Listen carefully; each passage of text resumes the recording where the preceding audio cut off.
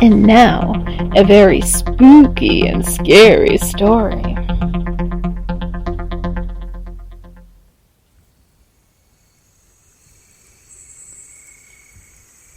It wasn't a little girl.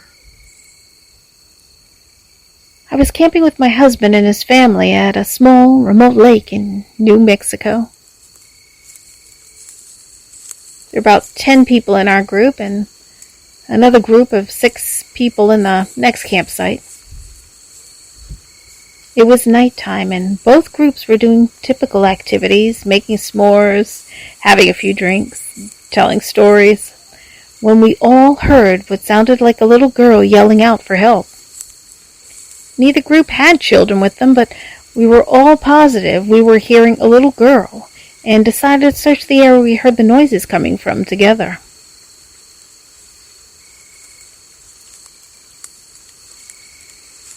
There was a field behind our campsite, and we all saw a very tall, pure white figure standing maybe 100 feet away from us in the field, making the noises. We all agreed this thing looked maybe 6 feet tall, skinny, and white as can be.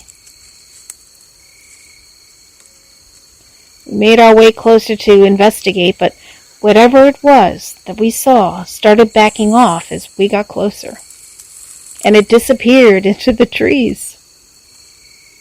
All night we continued to hear a little girl calling for help as we tried to sleep.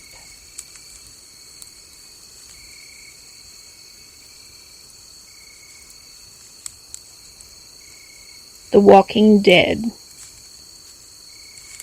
I'm a psychiatric nurse, and early in my career, I worked at a residential mental health facility. One of our residents was an elective mute, which means that he couldn't talk. But there were no medical reasons as to why. He had spoken earlier in his life, and in fact seemed quite normal back then, with the exception of being close to 7 feet tall. He had been raised in the Deep South and joined the military when he was 19. But one night, he vanished. He was declared AWOL, and eventually he was declared missing and dead. 10 years later, a 7-foot-tall man walked into a VA hospital emergency room in my part of the Midwest and said to the receptionist, "My name is Marion Duchesne," not the real name, "and I've been dead for 10 years. Those were the last words he ever spoke. He was covered with dust, and he was wearing the same clothes he'd been reported to be wearing the night he vanished. His Social Security number had not been used, and he had no identification on his person. However, they were able to identify him, I guess, via fingerprints. The family was notified, but they said they had already grieved their lost man, and that whomever was claiming to be him simply could not be. They demanded not to be contacted again. Marion paced all day,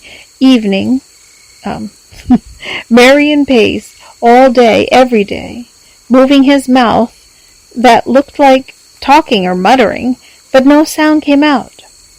He had an unnerving habit of throwing his head back with his mouth wide open, as if he were laughing heartily, but not even a breath could be detected or heard. If I talked to him, he appeared to listen, periodically throwing his head back in that laughter-mimicking way of his. Various medications were tried, but they did not affect him either positively or negatively.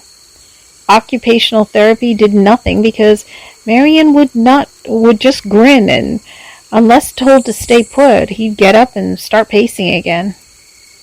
On my last day at that job, the last thing I saw was Marion pacing in the parking lot, throwing his head back and to laugh. Later, I wonder if all along I've been dealing with a ghost. All these years later, I still don't know.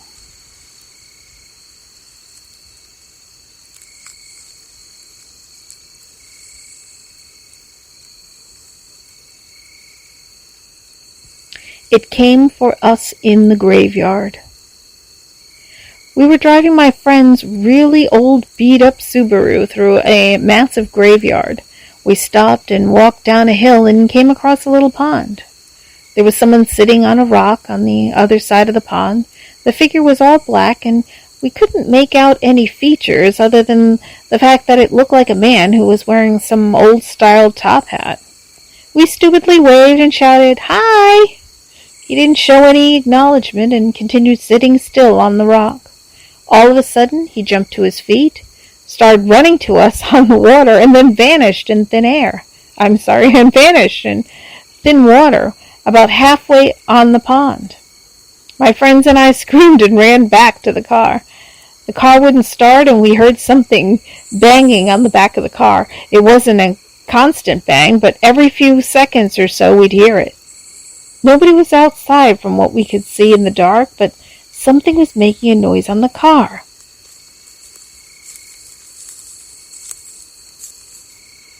I opened my phone and started dialing my mom to come give us a boost, but I had no service. None of us had any cell service. The next 30 minutes were spent trying to get her car started. No banging was heard afterwards, but we felt this heavy pressure around us. Finally, the car started, and she hit the pedal to the metal. We sped out of the graveyard so fast. Immediately crossing the gates, all of our phones regained cell service again. One thing I know for certain is that someone or something was out there, and it was not an animal or a human. Well, I hope you enjoyed those spooky tales. Until next time.